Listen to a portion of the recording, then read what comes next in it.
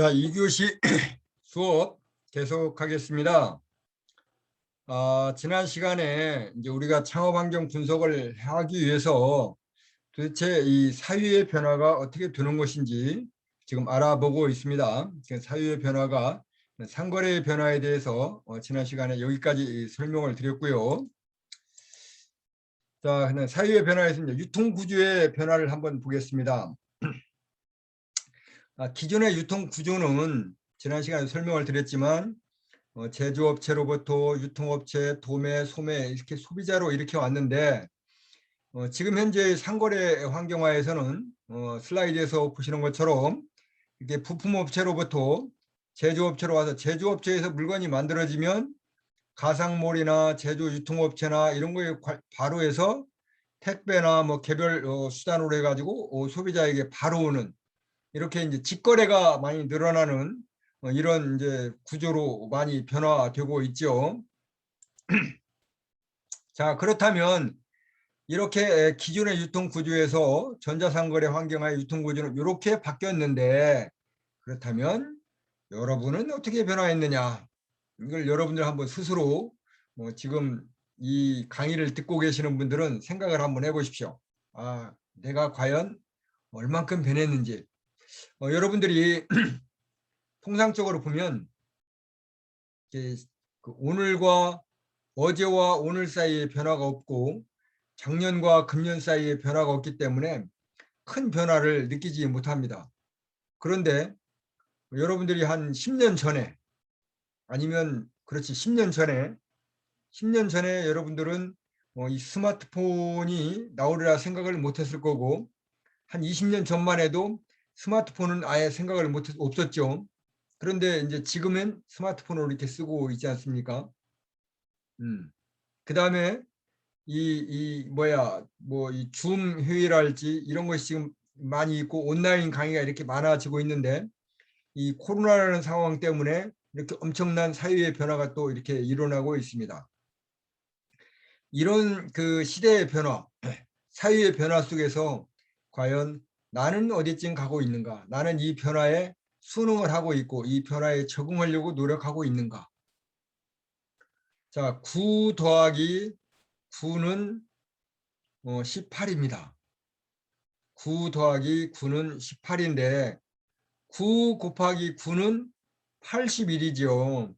그 더하기 이 셈법으로 할 때와 곱하기 셈법으로 할 때의 변화는 9 더하기 9는 18이지만 9, 9는 81이기 때문에 한 4배, 5배가 차이가 나는 거죠. 그런데 90 더하기 90과 90 더하기 90은 180이지만 90 곱하기 90은 얼마입니까? 엄청난 차이가 나죠. 숫자가 많아지면 많아질수록 더 커진. 그러니까 앞으로의 이 정보의 양이 많아지고 변화의 속도가 빨라지기 때문에 우리들의 준비도 그만큼 더 많아지고 빨라져야 됩니다. 그래서 우리들의 변화가 여러분의 변화가 과연 이 사회의 변화 속에 얼만큼 적응하려고 노력하는지 그 적응하려고 노력하는 것 중에 하나가 바로 지금 이 수업을 듣고 있는 것도 되고요. 우리 대학에 입학한 것도 이런 변화 속에 적응하기 위한 일부분이 아닌가 이렇게 생각이 됩니다. 자, 그러면 이런 변화 속에서 우리 이 창업에 대한 창업 환경은 어떻게 변화되고 있느냐 이런 것도 좀 한번 알아봐야 되겠죠. 사회가 이렇게 변화되는 것 속에서 여러분의 변화, 나의 변화도 있지만 이 창업 환경도 변화가 되고 있습니다.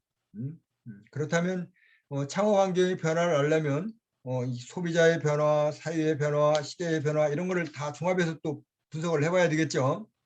그래서 자, 소비자의 변화부터 한번 보겠습니다.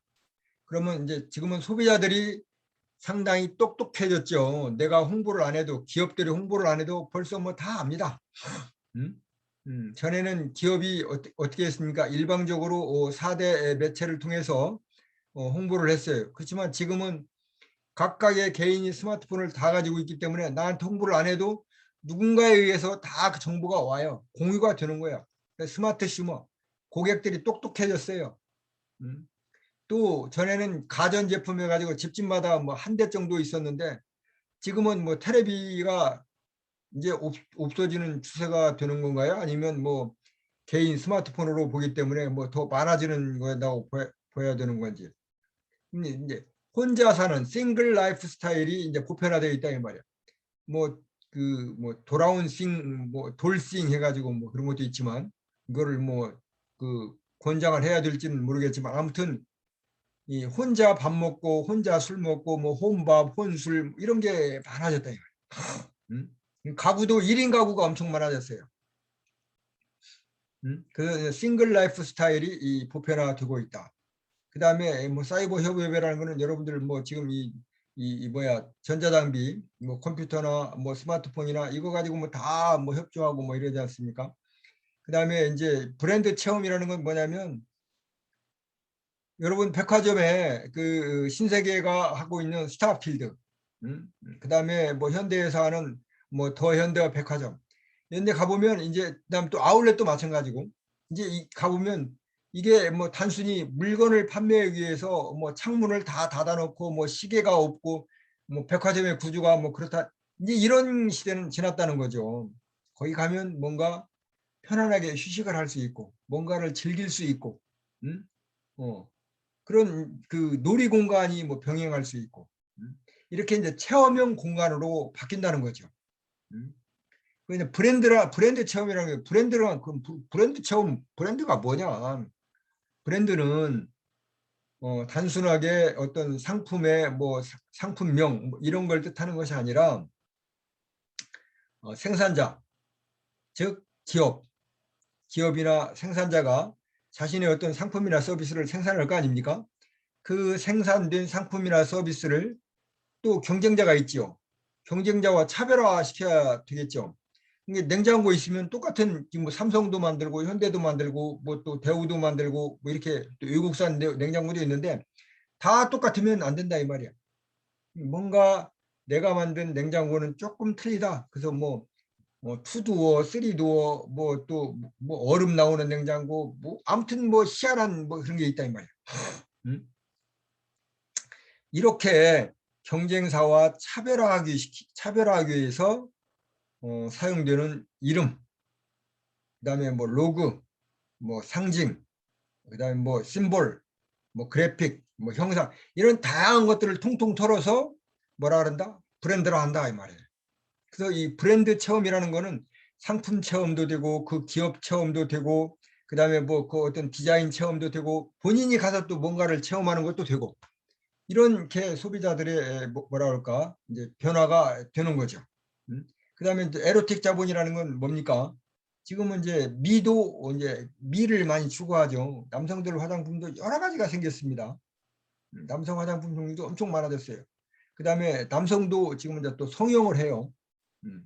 이와 같이 뭐 그다음 여성들이 뭐 성형하고 여성들의 화장품을 하는 거는 이건 뭐 보편적인 거고 그다음에 이제 뭐 여러 가지 아무튼 이런 그 아름다움을 추구하기 위한 이런 산업 뭐 손톱에도 뭐 네일 아트 뭐 네일 아트인지 뭐 모래 아트인지는 모르겠지만 아무튼 뭐 네일 아트 해가지고 손톱도 뭐 다 이름이 아무튼 미를 위한 그런 것이 이제 자본시장화 산업화 되고 있다 이 말입니다. 음? 이거 창업 환경도 이렇게 변화가 되고 있고 그다음에 이제 사회 환경은 어, 지난 시간에부터 쭉 설명해 왔지만 사회의 변화는 일단 소비가 증가하는데 단순하게 소비가 증가하는 것은 소비와 그, 그 뭐야 공급과 공급이 과잉되던 시대 공급과 수요를 비교했을 때 공급이 과잉되는 시대가 지금이죠. 옛날에는 우리 70년대, 80년대 고도 성장할 때만 해도 수요가 넘쳤어요. 그래서 뭐 냉장고건 세탁기건 만들면 잘 팔렸어요. 뭐 형태가 어떻고 뭐 투두어, 쓰리두어, 뭐 얼음 나오는 이게 아니야. 그냥 냉장고 스타일이면 비슷비슷해. 잘 팔렸어. 이때는 수요와 공급을 따졌을 때 사고 싶은 수요가 많았어. 근데 지금은 뭐 냉장고가 집집마다 두세 대씩 있고 자동차도 뭐 한두 대씩 다 있고 뭐 테레비 뭐 세탁기 없는 게 없어 아무튼. 그래서 이제는 이제 차별화하지 않으면 안 팔린다 이 말이야. 그런 수요가 그런 소비가 증가하고 있다. 수요가 다양해져 있다 이거.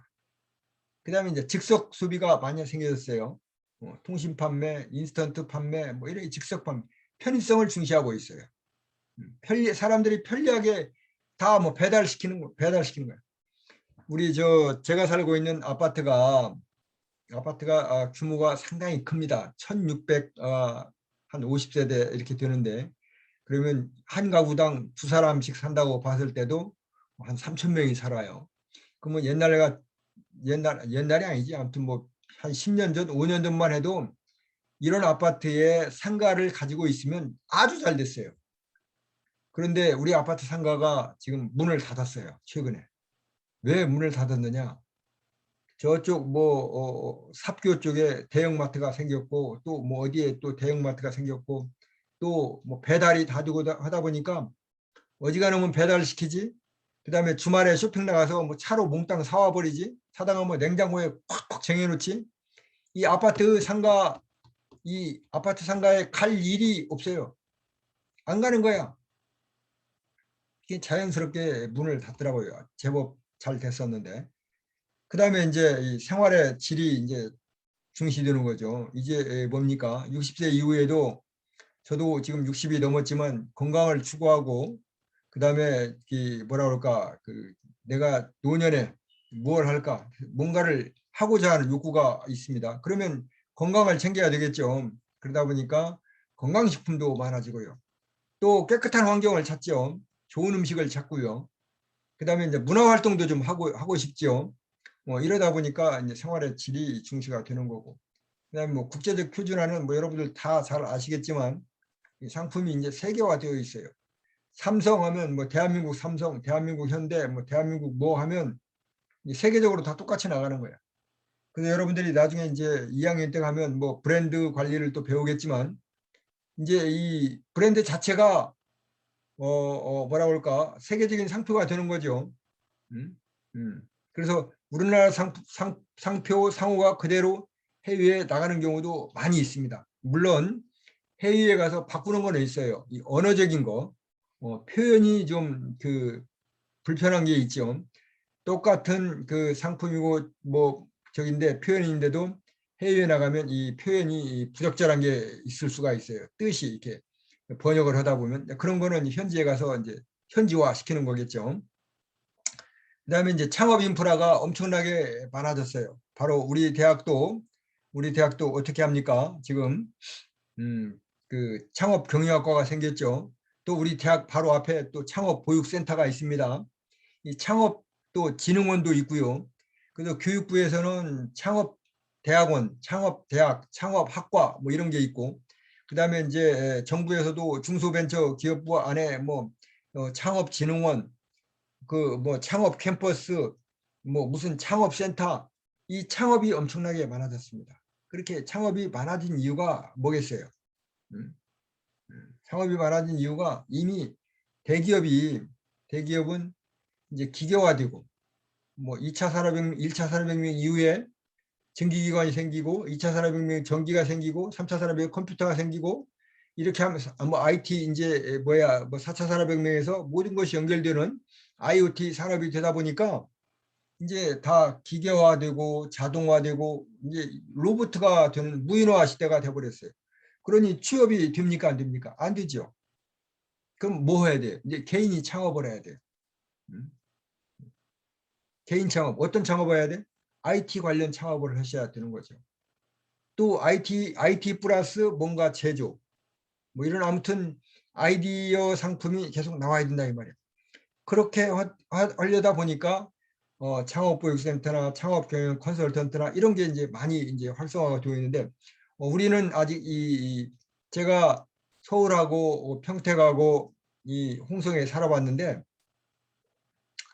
벚꽃 피는 순서가 있다고 그러죠. 저 남해안부터 쫙 올라가는 것이 이렇게 이제 순서대로 올라갑니다. 뭐 한 달 간격으로 뭐 일주일 간격으로 이렇게 올라가는데, 마찬가지로 서울 문화가 서울에서 이 홍성까지 내려오는 데가 한 몇 년이 걸립니다.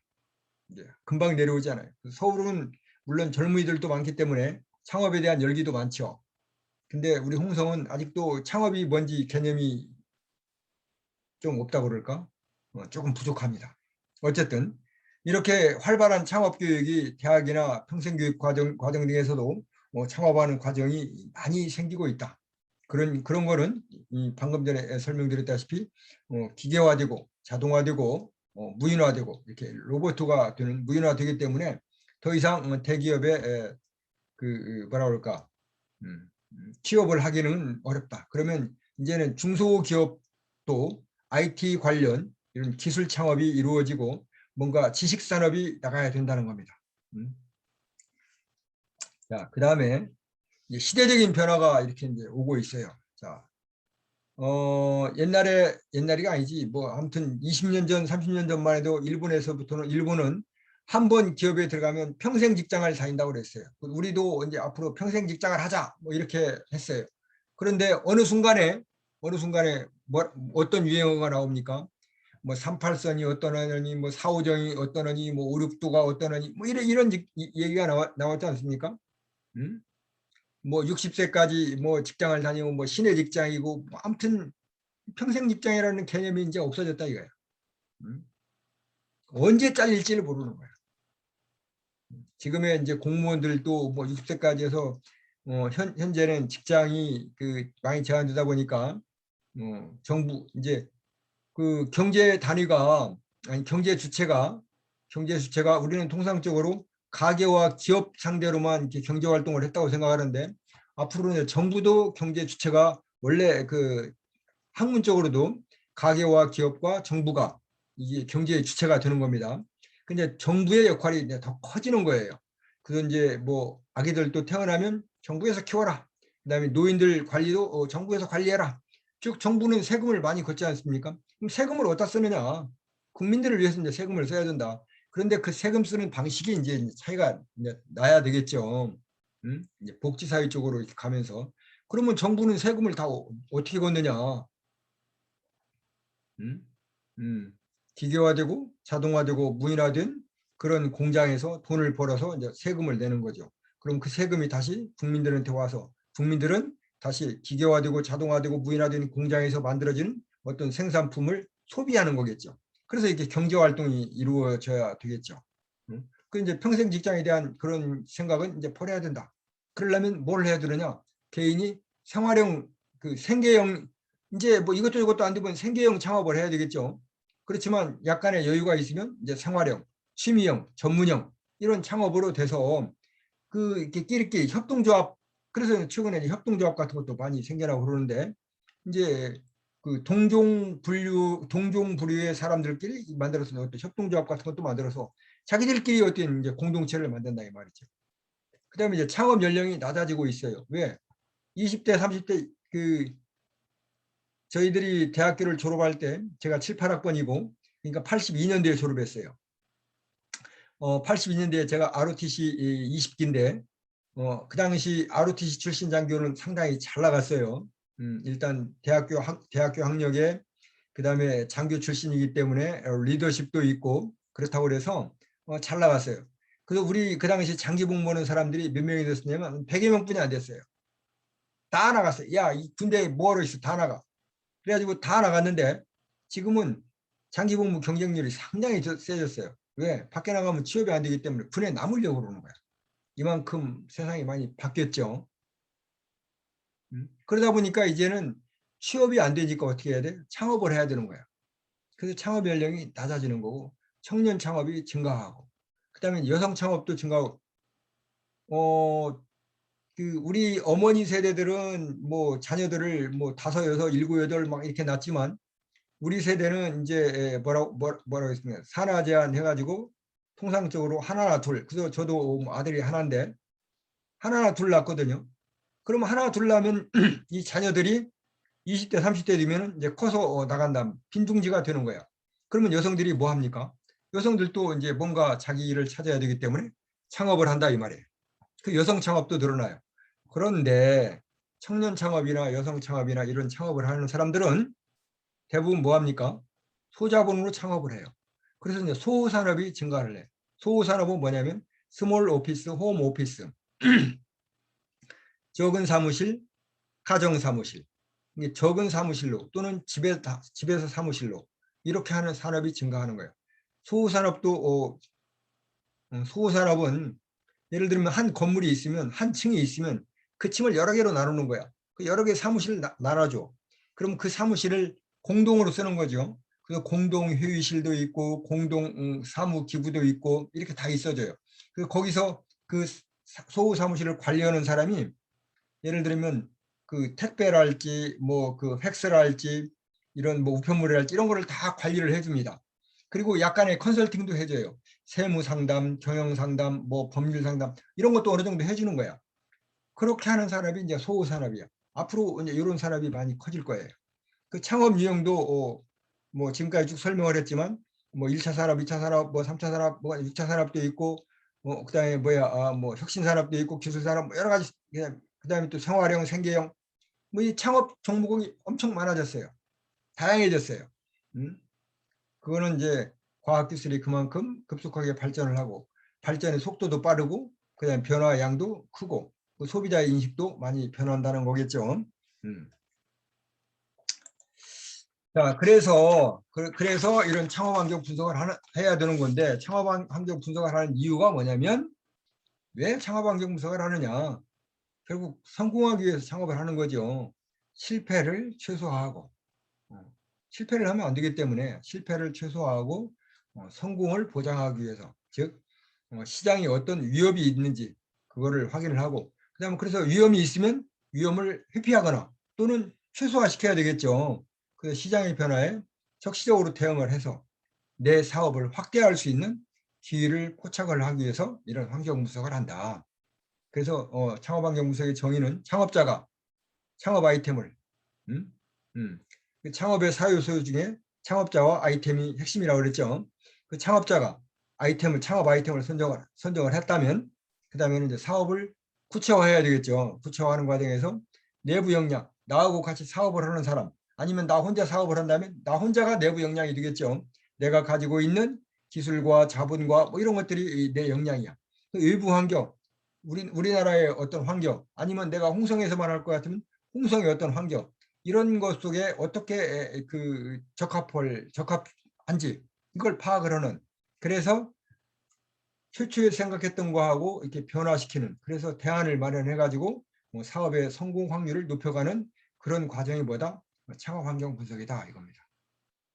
여러분들 이 창업 환경 분석 이 과목 자체가 이제 요게 핵심인 거죠. 음? 그 사업의 성공 확률을 높이기 위해서 환경 분석을 한다. 즉 실패 확률은 줄이고 성공 확률은 높이고 그렇게 하려면 어떻게 내부 역량과 외부 환경을 잘 분석을 해서 거기에 맞는 대안을 적절하게 적응을 해나가야 된다 이 말입니다.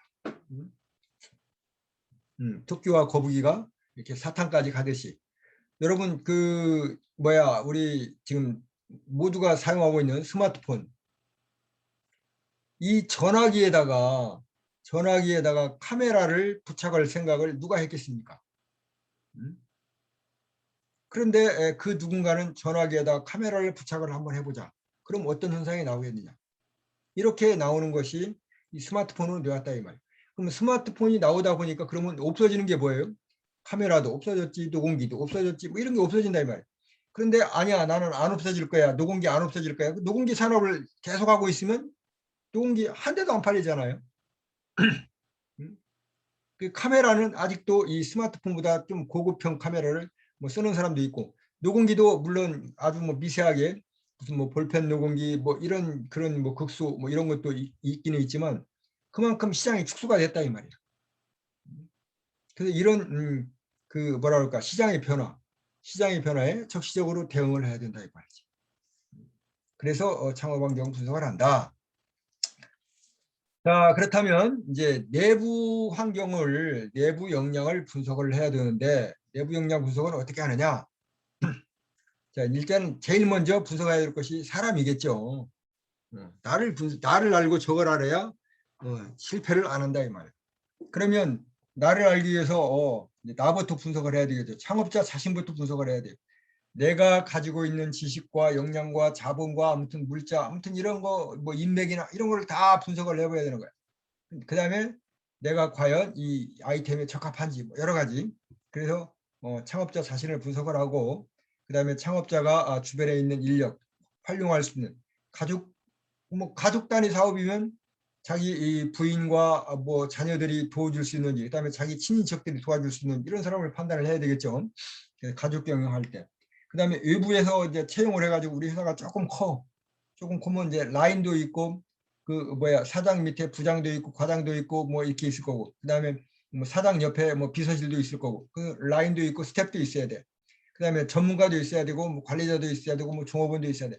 이런 사람들을 이제 채용을 할 때는 어떻게 할 것인지, 채용을 했다면 이 사람들 어떻게 활용할 것인지, 그래서 이제 수급 계획과 이제 급여도 줘야 되겠죠.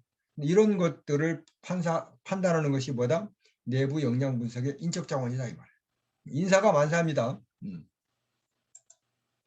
그다음에 이제 기업 문화를 또 알아야 되겠죠. 그동안 나는 그 민주적으로 한다고 그랬는데 마음만 민주적이고 행동은 권위적이고 딱 새끼들 말이야. 이 마음은 민주적인데 언행은 이 권위적이지. 그러면 안 된다 이 말. 그래서 기업의 문화는 정보 시스템. 지금 시스템이라는 건 뭐예요? 시스템이라는 것은 어떤 목적을 달성하기 위해서 어떤 짜여진 그런 조직, 제도 이런 걸 통합해서 시스템이라 한다 이 말이에요. 그 인적, 물적, 고객 관리가 다 한꺼번에 돌아갈 수 있도록 만들어지는 것이 시스템이야. 그러면 우리 뭐 여기 ERP나 SCM이나 CRM이나 이런 거는 경영학 용어야. 여러분들이 경영학 시간에 좀 배울 수도 있는데 지금 쉽게 예를 들면 키오스키가 있어요. 키오스크가 있는데 이거 터치 스크린으로 해가지고 주문도 하고 뭐 결제하고 주문하면 결제까지 다 되는 거지 않습니까? 근데 이게 앞으로 주문 결제 플러스 이게 이제 컴퓨터로 연결이 되면 통계까지 해서 재고 조사까지 다 되는 거지. 내가 오늘 시계를 10개 팔았어. 그러면 시계 10개 팔고 뭐 시계줄 10개 팔고 뭐 몇 개 팔고 이 파는 것이 통계에 다 나와서 재고가 몇 개 남고 뭐 그다음에 언제 주문을 해야 되고 하는 현황이 쭈르륵 나오는 거야. 그래서 이런 물리적인 기계와 그다음에 인터넷이 연결이 돼서 그 사람에게 그 정보가 나올 수 있도록 이렇게 시스템화 되어 있는 그런 구조들이 이제 ERP, SCM, 뭐 CRM 이런 거를 얘기하는 건데 예를 들면 여러분들 고객 관리를 어떻게 합니까? 고객 관리를 쉽게 한번 스마트폰에 전화번호부가 있어요. 그럼 전화번호부에 그냥 개똥이, 소똥이, 말똥이 이렇게 입력하는 사람하고 또 어떻게 합니까? 그거를 각자 학교별로, 학연별로, 지연별로, 또 뭐 혈연별로.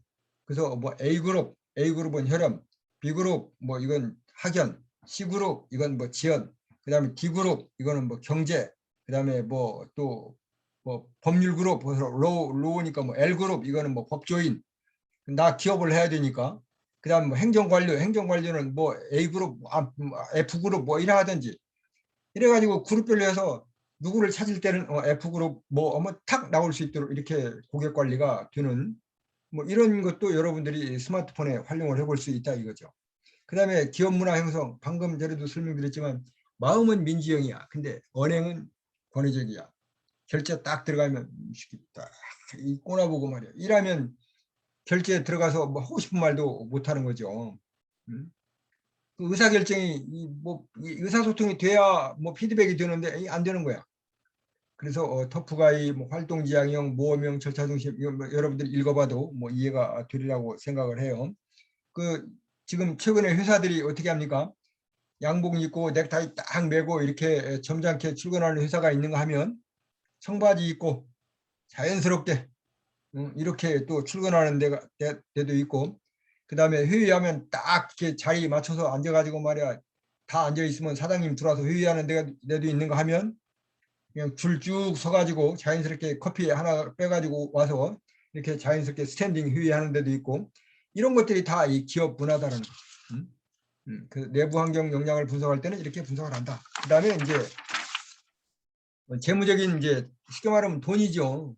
돈, 돈, 자기 자본, 그다음에 외부 자금. 자금이 내가 쓸 수 있는 자금이 얼마고 대출을 받을 수 있는 건 얼마고 또 대출인데도 뭐 그 담보 대출은 얼마고 신용 대출은 얼마고 그래서 이거를 뭐 창업 준비비는 얼마고 창업비는 얼마고 시설비, 운영비, 고정비 뭐 이런 분야별로 쫙 분석을 해 볼 수가 있다는 거죠. 그래야 내 자본의 어떤 여력을 알아서 뭐 위험에 있을 때 뭐 대처를 할 수 있기 때문에 그렇게 되겠죠. 그다음에 이제 실물 자원. 그 그 기술 창업을 할 경우에는 건물도 있어야 되고 시설도 있어야 되고 원재료도 있어야 되고 뭐 이렇게 다 있어야 되겠죠. 근데 이 기술 창업의 이 필수품이라 이 말이야. 근데 이거는 물론 재무적인 자원과 연계가 되죠. 뭐 없으면 돈 주고 사면 되니까. 근데 미리 사놓으면은 돈이 좀 없어도 되는 건데 뭐 없으면 이런 실물 자원이 없으면 돈 주고 사야 되겠죠. 그다음에 이제 이런 기술 창업을 하다 보면 뭔가 생산물이 나올 건데 그 생산물을 어떻게 그냥 만들었다고 시중에 팔아놓으면 다른 사람이 금방 뺏긴다 이 말이에요. 그래서 이제 이 뭐야 특허를 받아내야 된다.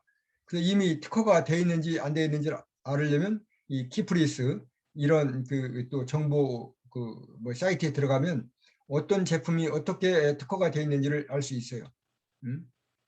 그래서 이런 거는 내 그 제품을 초기 제품을 하는데 대단히 이 핵심적인 요소가 된다. 근데 이것도 알아볼 수가 있다 이 말이에요. 이런 것들을 쭉 알아보고 이제 그 영양 분석을 할 때 참고를 하는 거죠.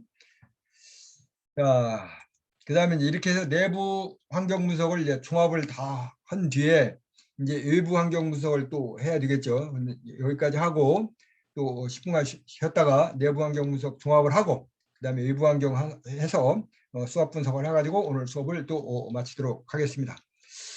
여기까지 또 수업을 마치고 또 10분간 휴식하도록 하겠습니다.